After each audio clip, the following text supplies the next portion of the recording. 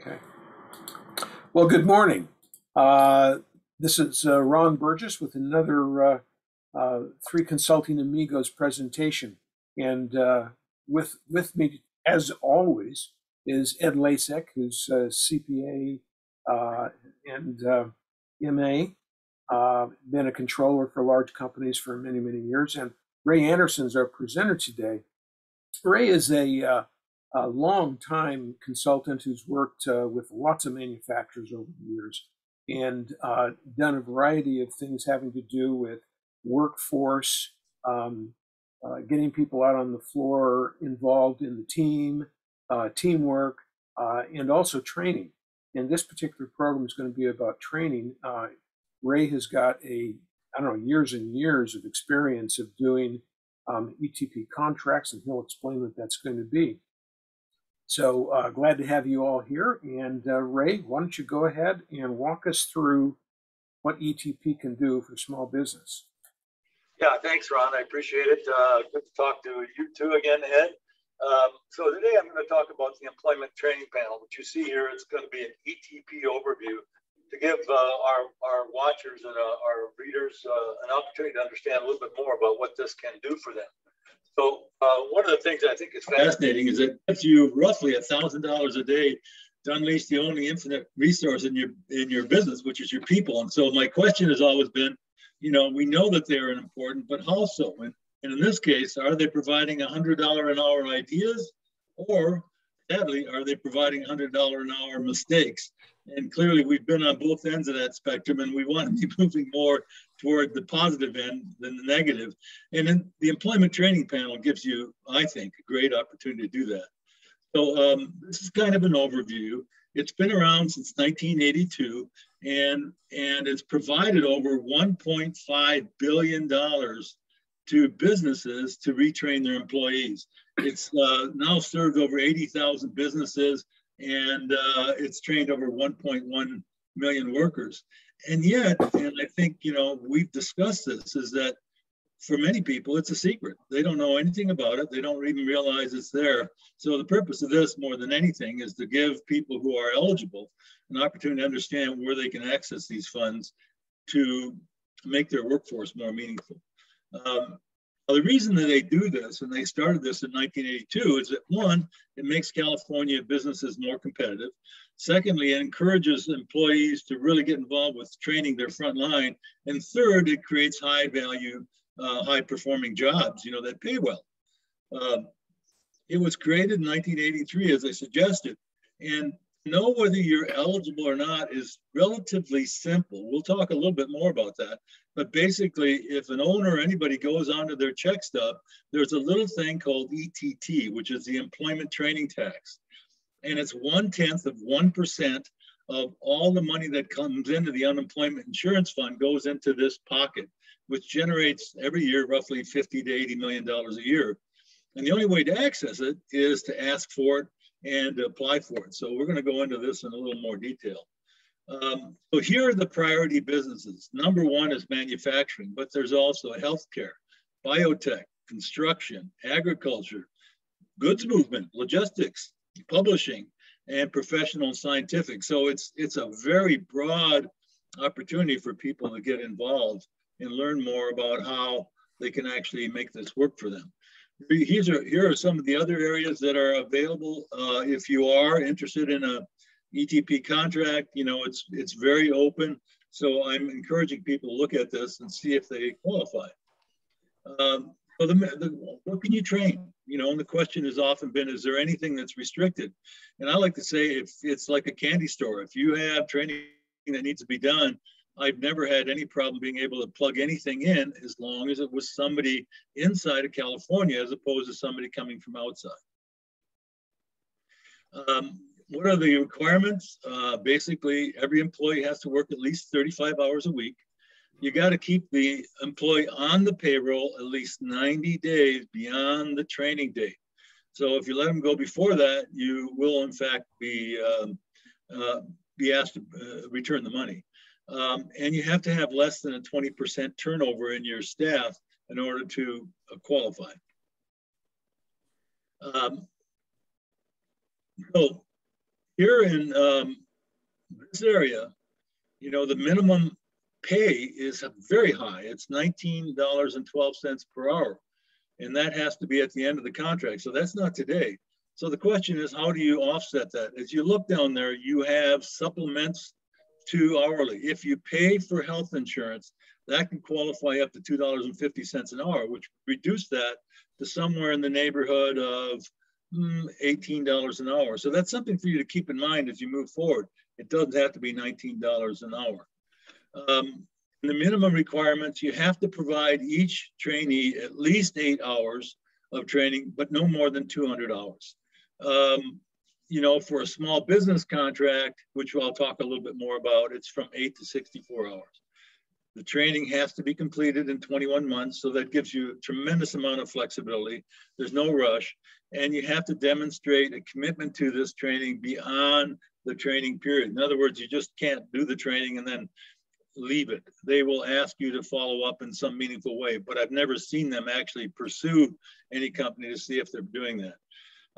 And you can't have any more than 20% of your trainees who are what we call management. They can be involved, but they can't be the bulk of the training.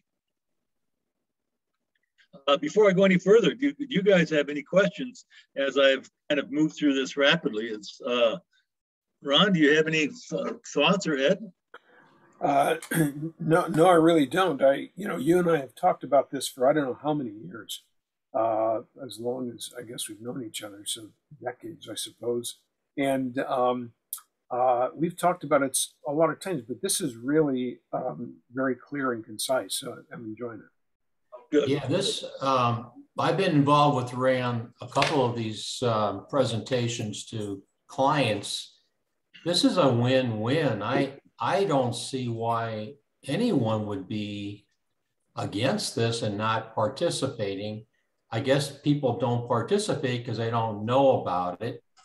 And there's different ways of doing this, but I guess the bottom line is, Ray, you have to get an award from the state, correct? You have to apply for the paperwork and to get the award. And once you have the award, then you have to report back on how you're utilizing your training. I think that's the way it works. Well, it does and it doesn't. I'm glad that you brought that up, Ed, because that's one of the confusions for a lot of people. Basically, you know, of these 1.1 million workers that have been retrained by ETP, my experience has been many of those have been retrained, and the people, their owners, the companies who did it didn't even realize it was ETP, and I'll explain what that means. As you can see there on this particular view, you got 3 different types of contracts. There are single employer contracts, which are what I've done over the past 30 years. And in that time, I've gotten clients roughly $3 million from ETP to upgrade the skills of their workers. But the point is that there's 2 different types. You know, as you can see, I'm the one that's a single employer contract with a consultant. In other words, I'm the middleman. I help develop the contract, help implement the training, find all those things. And then the last one here is a multiple employer contract.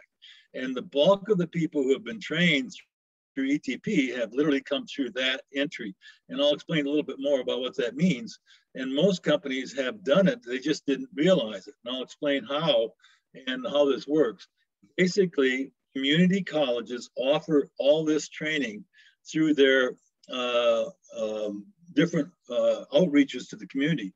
And the 2 I'm specifically going to reference here are both local to the area, which is why I'm using them. One is Chaffee College and their Intech Center. And basically, you can go to intechcenter.org and look for their free training. And this training is funded by ETP, but it's offered through the community college. Likewise, San Bernardino Valley College also offers this free training. It's through its outreach as well. So the most common way that people access ETP is through the community colleges or workforce investment boards. But what we want to get into, I'll explain a little bit more about that, but the point is that most companies have access that they just didn't realize it. Does that make sense, Ed? So this is why so many people don't realize that it's there or that they've actually used it. Well, yeah, I agree, Ray. And that's one reason why they have to be connected with somebody like you that can help them navigate through this process. And I know you guys, you have particularly tied into community colleges, but I have a client that basically has a program directly with the state, and they report on their training. They send reports on their training every week, and to comply with the requirements of the award. I think it's a little bit different than the other approach, but they're both very meaningful and very helpful to companies. Yeah, and so I'll get into a little bit more detail on that approach, but the one that's most readily available to people is this multiple employer contract. And the reason I put the links in here is that I think it's important for people to go look at these sites to see if they can access these without having to go through, getting a contract. And I'll talk about the benefits of that, but also, the challenges involved in it. So the good part is that training can start immediately. There's a small investment. Most of the community colleges require that the company pay $150 to ensure that the people that they said are going to attend will attend. If they stop, then they forfeit that. There's no development or administrative costs. They have specialized training, and it's usually around software or supervisory skills. Those are the typical ones that are offered, but it's something that they can get access to immediately. Secondly, challenges is that if you want to do it internally, a multiple employer contract requires that you have 10 to 20 employees, and sometimes that's not very possible. If you decide to stop the training, they can, in fact, have a contract that they can charge you for the full amount of the training because you chose to abandon it for whatever reason. You have to meet their schedules, which can be a problem. And also, and here's the biggest issue for me, having worked with manufacturing all these years, that this can be a burden for production schedules. One of the common things that I've run into is they have classes that are either 4 to 8 hours. And Ed, can you imagine in your role as a CFO or the chief operating officer, taking your front line off for 4 to 8 hours a day? It's not going to happen. It's not going to work, Ray. And the best program I've seen where you have 2-hour weekly meetings with the workforce and educate them on some processes or software or whatever. And that seems to be work because it's built in, it can be built into a schedule. Exactly. And so that's the limitations of the multiple employer contract. You can't do that. So the company has to be big enough to be able to have the single employer contract. So there are 3 different sizes. If you have more than 100 employees, you can do a contract in excess of 100,000. And the ones that I've tried to do are less than 100 employees, and they're what's called a small business contract. So typically it's got to be under $50,000. And I've done many of these. In fact, Ron and I worked together on a project back in the almost 8 years ago now, and we got 4 clients through these small contracts that helped them develop the skills of their employees, and doing exactly what you said, Ed. Providing the training in small increments, 2 hours a week or something like that, which is something they can do. What about the entrepreneur one there, Ray? This is interesting. The entrepreneur one is available to single employers who want to develop their skills as an entrepreneur. And quite honestly, I haven't implemented any of those, Ron, but it is available. And so it is something that somebody can look at. So it does enable a small business to be able to improve its own skill sets without having to involve a lot of its employees. Sounds like a micro giant possibility there. It is, and something, let me investigate that further, and we might be able to have a conversation with your. That'd be great. Good. So here's been my experience, having done $3 million worth of this, and these are the things that I find really make the projects work. First of all, the management has to have a commitment, an ongoing commitment to training. One of the challenges I ran into is when I found companies that were saying, "Oh, I can get some money, I'll do that." They failed. In fact, I would withdraw from those because basically, if they're only interested in the money, it was going to be a failure along the line, either beginning, middle, or end. The second thing is if they already have a history of successful training, this is kind of like gravy. It's like, why wouldn't you do that? Since you already have committed to it, you have set aside the time. The company has a training plan that accurately reflects what they really need to get done. You know, part of the job of my role, or even our role together, is identifying what's going to work best for the company and how can we find a training plan that really optimizes the business and enables them to make the transition. So it kind of ties in with the 7 steps, Ed. It's not like it's just a blank out there. It's an opportunity for us to really use this to be able to move the company forward.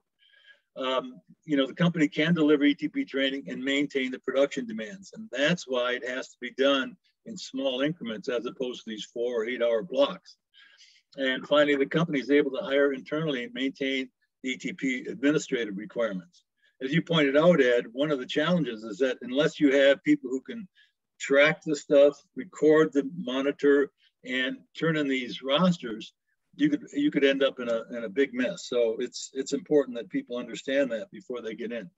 Yeah, I once worked at a company where they were accruing for these benefits and they weren't reporting the hours, and it ended up being a real mess on the financial side, a real negative adjustment. So you're right. But I think one of the biggest things on here, I think your points are really well documented and make a lot of sense. But having someone like Ray Anderson involved is critical because Ray has the ability of connecting frontline folks with top-line management to make sure that there's total alignment and that the training makes sense and the training helps optimize the company and makes it more efficient and effective. That's right, Ed. And I think in addition to that, someone again like Ray understands the breadth of training opportunities that are out there. You know, you may say, well, we've got a particular job that no one knows how to train to, and they need this, this, and this, but they don't know where to go get it because they don't understand how many programs are available. You know, hands-on training for industrial work, for instance, at the Intech Center, and then Valley College has some of that, but then they also have other kinds of programs for even management and other things. So, you know, someone like Ray can begin to pull in resources in order to get the training done if the company can't do it inside or doesn't have inside people to or connections with outside people to actually do it. So it's when you're trying to train everybody in their specific areas, it does get a little bit complicated and can seem daunting for a small employer. We all talk about optimizing a business, and the culture has to be a high-performing culture. It has to be focused and looking at ways of making the company more effective. And that's why a guy like Ray can really, really be helpful to make sure that you're training the right aspects of what need to be trained so that optimization can happen. Well, I think that's why, you know, having us together, actually working as a team, we get a better sense as to where the needs are. One of the aspects of ETP that's kind of really grown dramatically over the past few years are apprenticeships. As you know, Ron was alluding to, you know, there are sometimes in companies very specialized areas of training that hadn't been really addressed by ETP, but they've come along now. And if you have somebody who's in a position that needs to be trained deeply, you can actually do an apprenticeship. And both Intech and community college here in San Bernardino offer those kind of programs, which makes it even more powerful than it was in the past. So, you know, the point that you were making, Ed, is that you have to be aware that, you know, you have to have daily record keeping. And the records have to be signed by both the trainee and the trainer. You have to take care of the orientation and other enrollment points. And all these things have to be managed. And one of the things that I've done is I've always maintained copies of our rosters in 3 locations, because you never know if something's going to happen that may in fact damage those. And if you don't have copies or the originals, you don't get paid. So as I tell people when I hold up one of these rosters, I say, this is a $200 document. If you lose this, it's $200 down the drain. So I'm just trying to help people understand that this works very well, but you have to have a good administrative process to make it really function in a way that makes sense. Now the reimbursement rate here is for, the standard is $20 per hour.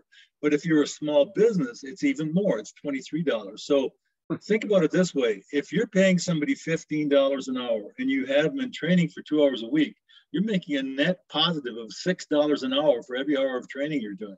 So it really has a tremendous amount of value, and it's trying to offset this idea, I can't afford to do the training. Well, geez, you put them in a training session and you're actually making $6 an hour for each time they're together. Well, this looks like a business. If it could just keep training people and not have them do any work. Well, you know, and the neat thing is that it should be as an adjunct, as Ed was saying. You know, when you do it a couple hours a week, what it does, it says, look, if we're trying to optimize the business, these are the skills that are going to be able to help us do that so that the business owner can transition out. Yeah. It sends a message to your workforce. It sends a message that you care. You want them to be successful. You want to give them new skills. The more skills employees have, the more money they make per hour. So it brings everything together in full alignment. Right. Well, and as we try to get our workforce to skill up, to do more and be more productive, you know, with machinery and automation and so forth as well, that really makes a lot of sense, because there's really, you know, there aren't very many employers that don't want to pay their people more if they can get their people to produce more. And so, you know, it's a win-win for everybody, including the economy, and particularly in this really strange environment where it's so difficult to hire employees. We do know that at some point money motivates these people to come back to work. And so if we can train them up so that they can do more, make more money, that's one way to help attract more employees too. Yeah, no, absolutely. You know, so as Ed was saying earlier, right, or one of you said, you know, this literally is a win-win. And why it's been so successful in the state is because it's really helped dramatically grow the companies that have used it effectively. The question is, how do we get more people involved? And that's what our intention is here, to get people to understand how ETP works. So, you know, the neat thing is you get to select the students. You know, obviously you can't make it all management, and I think you guys appreciate this is designed for frontline workers. But you also get to select the courses. You can choose the staff or the vendors who are going to do the training. You get to select the time, you know, and you have 9 to 21 months in which to complete this. And not only that, you get to select the hours. Now, the important thing is that you can't do this off time. In other words, you can't do this on Saturdays or in the evenings. You have to pay your employees while they're there. But as we said earlier, you know, if you're a small business and you're paying your employee $15 an hour and you're getting $23 to put them in the training, you know, that's a win for them, and it's a win for the company, and ultimately it's a win for the economy.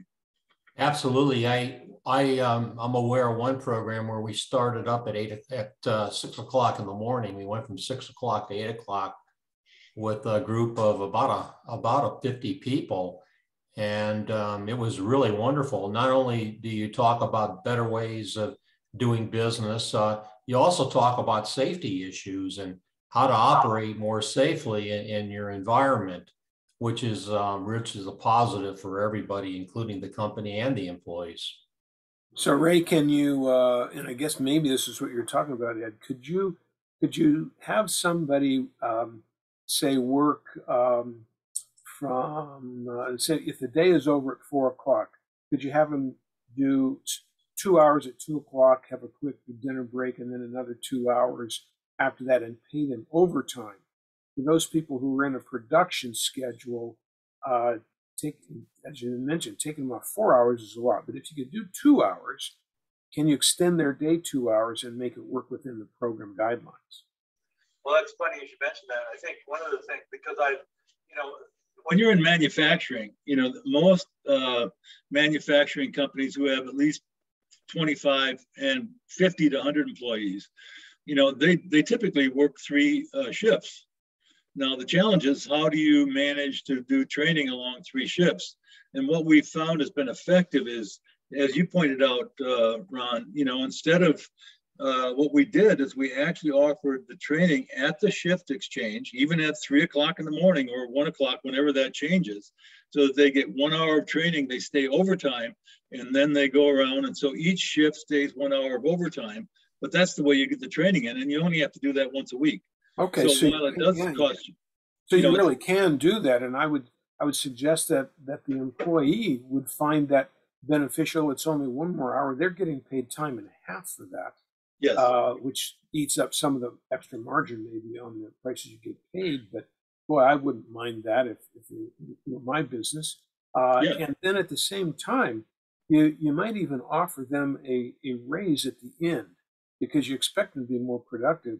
And then that way they invest the time themselves. They get paid more, they invest time, and then they get paid more when they're done as well.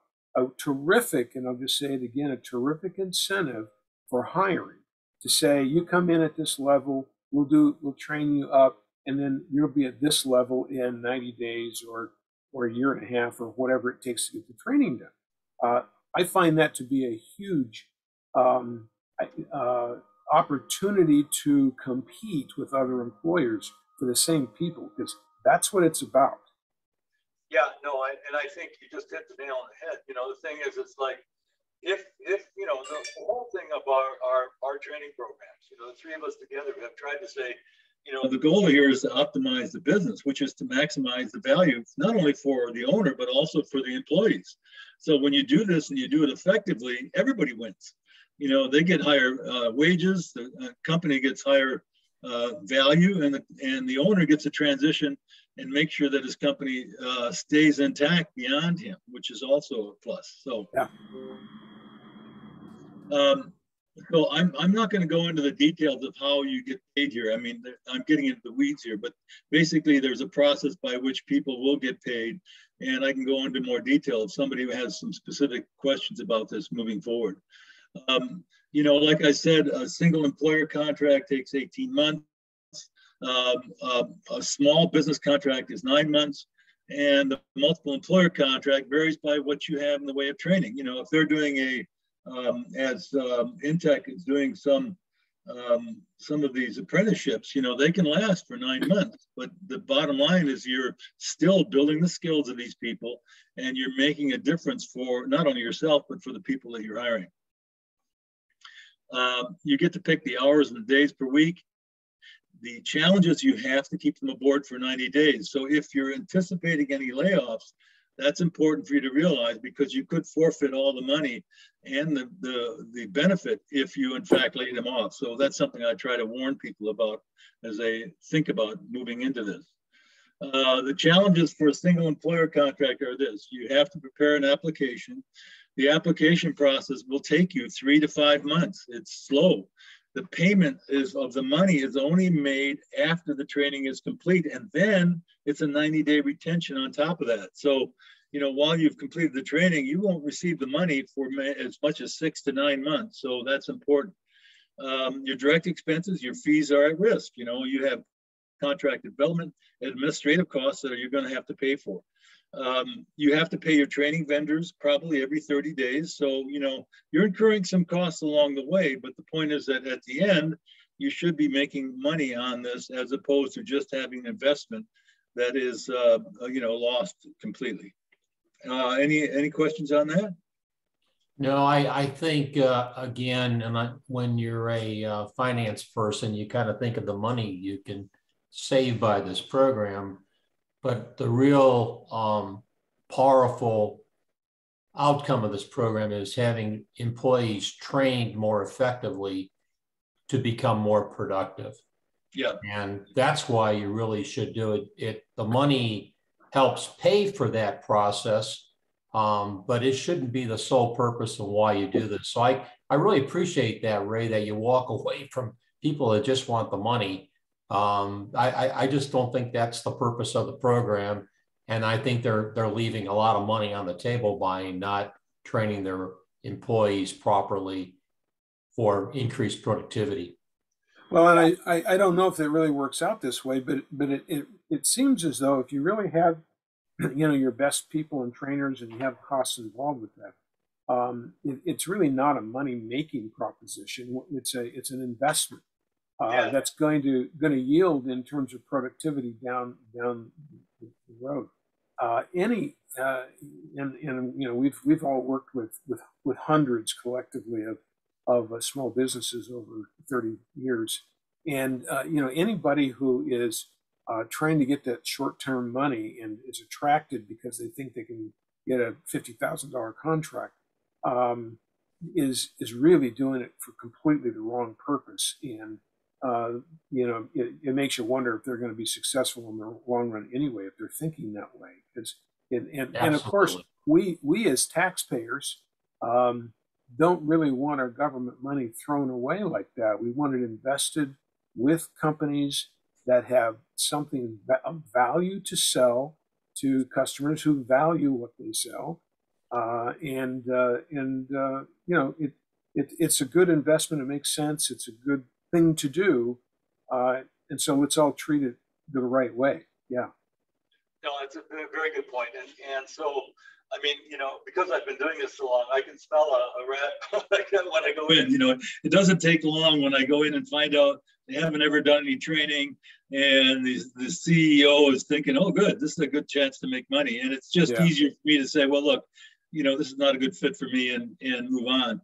Whereas if I go into a company and I really see, as we were talking about, those efforts to improve the skills of the workers, because everybody wins, well, that makes a whole lot of difference. And, you know, we've been successful in being able to help those companies. And I'll talk a little bit about that as we move forward. You'll see kind of the results some of our clients have gotten because they had committed to this and saw it as a way to, you know, optimize the business and really make it better. So ETP cost, you have the labor. You're going to have to pay for that. It has to be during the regular time. You have your ETP coordination time. You have potential lost production, unless, as we talked about, you do it in overtime.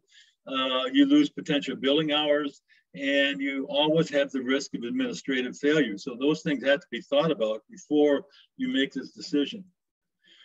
Next steps, you know, you have to decide which ETP process is best for you. I like the multiple employer contract to get people started. Once they understand that, they can do specialized training. They can do those apprenticeships. So there's lots of good for them. Sometimes I find that hybrids work well, which is, you know, you have somebody going off to one of the community colleges for specialized training, and yet you're doing internal training 1 to 2 hours a week, which enables you to move forward. When you get started on this, I'm going to invite people to go to the ETP Cal Gov website so they can download the overview, and we're going to try to attach it some way. I think, Ron, you said we might be able to do it in MicroGiants? Yeah, we'll put it on the microgiants.biz website. Yeah, and it's a great little summary, and I think it's a good way for people to understand. So as you can see here, once you get this started, it's still 12 weeks after the ETP has improved your contract. So it's important for people to understand this is a process. It's going to take time, but the net result is huge, and I'm going to show you an example of that.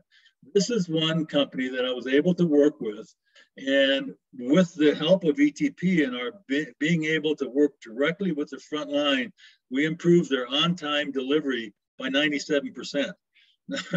And they had been running behind, as you can see here from the chart, that things changed dramatically as we were able to help them understand. And the front line in particular came aboard because they realized that it was affecting not only themselves, but the company.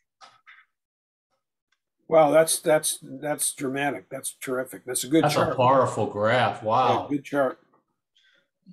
And of course, this has been around a while, but the fact of the matter is, this is the kind of things that you can see when you really get involved with the company. So here's a union construction company. We reduced their annual cost by $500,000 and got a 15% increase in reduction in operating expenses. We did a window manufacturing company that grew from 19 million to 40 million. We went from 300 windows to 1,200 windows a day with only a 25% increase in labor. We were 15 days behind schedule when we started at 19 million and on time with 40 million a year later. So, I mean, it's just had a huge impact. We had a PVC pipe company that went from 160,000 pounds of pipe a day to 210,000 pounds of pipe. We eliminated 1.5 million of scrap pipe. We went from the highest to the lowest cost producer in a 6-company network in the Western United States. All that with the help of ETP. And finally, I had an aerosol manufacturing company, and we reduced scrap by $400,000. We reduced liquid waste by $120,000, and we increased annual production by $3.4 million, all of it by using ETP to kind of leverage training. So as I pointed out, these are actual figures that we got by virtue of using this funding mechanism to enable them to do training. So it has an enormous impact. Nice. Very nice. Well, I want to thank everybody for watching again. And here we are, the three amigos, Ray, Ron, and Ed. And this was an opportunity for those of you who may be watching to see how you can take advantage of funding here in California to be able to improve your company and make a difference, not only for yourself, but for your employees, and really move the economy in the right direction.